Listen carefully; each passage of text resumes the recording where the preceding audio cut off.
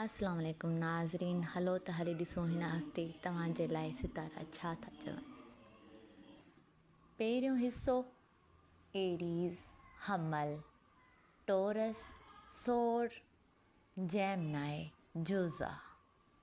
जी नाज़रीन, सिंधी हुजण जे नाते महिरबानी करे लाइक कंदा ऐं सब्सक्राइब जो बटण ज़रूरु दॿाईंदा त जीअं हर ईंदड़ वीडियो तव्हां ताईं मौसूल थी सघे।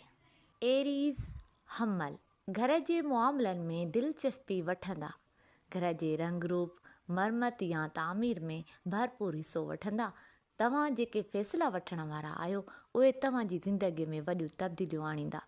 सूमर जे ॾींहुं अतारत जो प्लूटो सां मुक़ाबिलो रहंदो, जंहिंसां तव्हां जज़्बाती थींदा। तव्हांजो रूलर मरी खाए, जंहिं करे पाण ते कंट्रोल न करे सघंदा।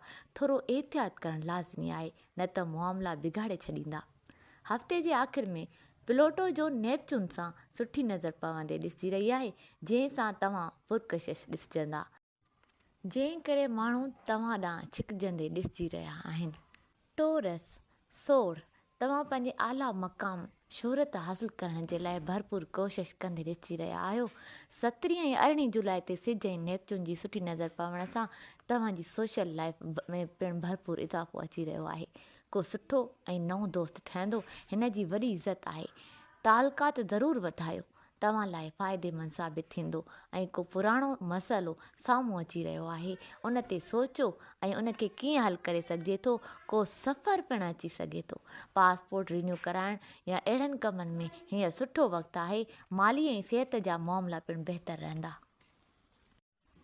जेमिनाई जुज़ा हर मामले में हिन हफ़्ते मुश्किलातूं ऐं रुकावटूं अची सघनि थियूं। तालुकातनि में पिणु झगड़ा पेश अची सघनि था। माली मामलनि में हर जॻह रुकावटूं ईंदियूं। 17 जुलाई ते सिज ऐं नेपच्यून जी पाण में सुठी नज़र लॻंदी। उन वक़्तु तव्हां पंहिंजी कैरियर जा सुठा मनसूबा जोड़े सघंदा।